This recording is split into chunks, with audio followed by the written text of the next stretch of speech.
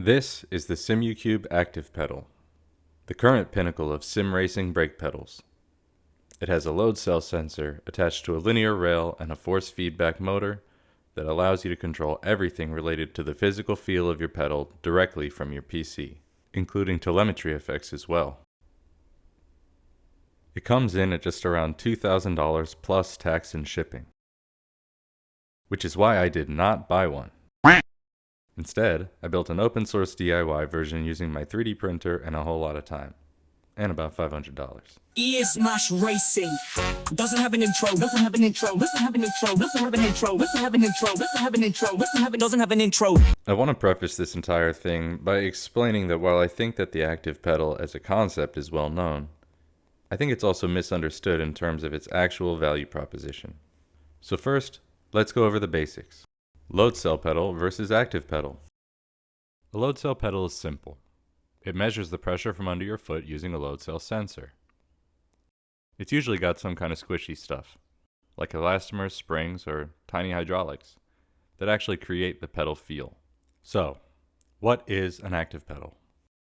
An active pedal is basically just an evolution of a load cell brake pedal. It still has a load cell and a normal pedal arm. It just replaces the squishy parts with a linear rail connected to a motor, like a wheelbase motor but smaller. It's run entirely by software and controls the pedal position in real time. It can also send haptic-like effects using telemetry from the sim, like ABS rumbles and whatnot. Sounds awesome, right? Because it is. But let's talk about the big misconception. Most people think the major value of an active pedal is in the haptic effects, like ABS rumbles for example. But after having my own for a little while, I've realized that a $50 Dayton shaker setup was actually better at doing effects. The truth is, my old Dayton TT25 setup on my Fanatec load cell pedal felt stronger and more connected for effects like ABS and traction loss. I actually designed my active pedal with a spot to mount it in case it shook out this way. However, if that's not the value of an active pedal, then what are we talking about here? Well, after testing it out for a couple of months, I realized that the real value of an active pedal comes from the ability to control the pedal's feel with the software. Meaning once you install the pedal on your rig, you basically never have to lay a hand on it, like, ever again. You now have the ability to adjust the start and end point locations for your pedal throw, the physical feel of the entire pedal stroke, the max pressure at the load cell, as well as which effects you want to feel alongside those settings. You can save each setup as its own profile and switch between them on the fly. But why, Ian? Why is any of this exciting at all? Well, on a basic level, let's say you have a friend who likes to use your sim rig. You can quickly switch between driver profiles at the click of a button. So let's say driver A is bigger and likes a firmer brake pedal, while driver B is smaller and not as strong. A quick profile switch, and they're often driving with their personalized brake pedal. You might be thinking that this is pretty similar to your load cell pedal right now. You might already be able to adjust force curves and all that. You might even have the ability to save presets too. But the difference here is in the mechanical concept. On a typical load cell pedal, the pedal feel is fixed by physical components, the squishy parts. When you adjust the force curve or max force in the software, the physical pedal hasn't changed at all. The active pedal, on the other hand, works a little differently. When you make these adjustments on the software side, it's essentially recalculating the feel over the entire pedal stroke, every time.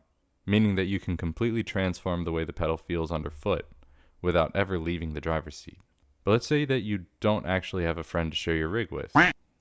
What else is the benefit here? Well, consider this. Each car you drive has a completely different brake feel in real life. Every sim you drive in, or every game you play, will also technically operate differently in that respect as well. With an active pedal, you can create separate profiles for every car that you like to drive. And at the click of a button, you can have a perfectly dialed brake feel every single time. Eventually, you'll have your own library of custom profiles for all of the different combinations of cars and sims that you like to use. Let's jump in the sim and look at a practical example. We'll compare two vastly different cars in iRacing that I like to drive. On one hand, we'll take the Mercedes W13 Formula 1 car. This car has a very stiff brake pedal with a short travel and aggressive force curve. The driving style requires the brake to reach a high max pressure quickly and have the ability to modulate the pedal aggressively with a direct feel. On the other hand, let's look at a GT3 car.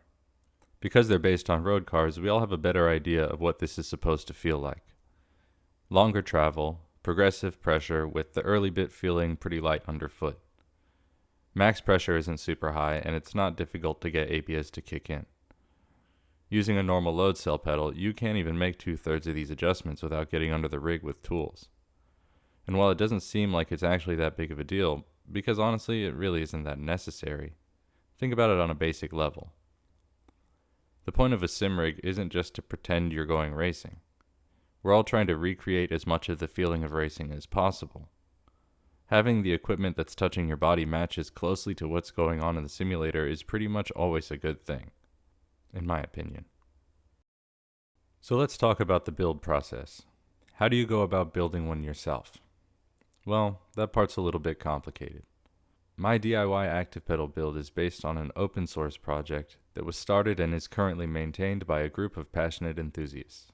This means there isn't specifically one design for this build.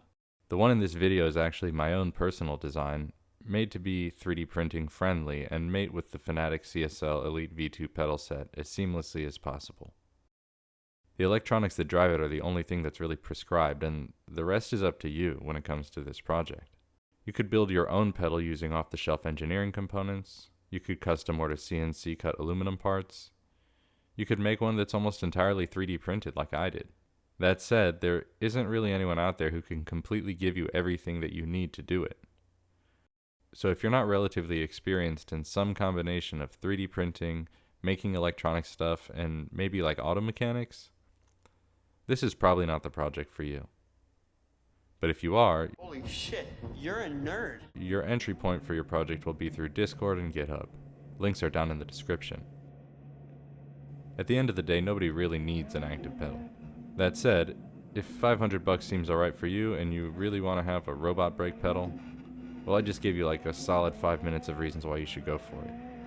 Let me know what you thought about the active pedal DIY project in the comments, or if you've got any questions. Otherwise, see you in the next one. Yeah, okay, this is not cut. This is not. IANSMASH Racing doesn't have an intro, doesn't have an intro, doesn't have an intro, doesn't have an intro, doesn't have an intro, doesn't have an intro, doesn't have an intro. IANSMASH Racing doesn't have an intro, so I made this shitty one using EI. I might make a real one in the future, but right now it's out of the budget. So stay tuned if you want to watch a guy who only kind of knows what he's doing. Try to explain it to someone else while also trying to figure out how to make a YouTube channel. We're talking about things like sim racing and 3D printing and making stuff and fixing stuff you did wrong the first time you did it. This is gonna be totally worth your time. Totally worth your time. This is gonna be totally worth your time.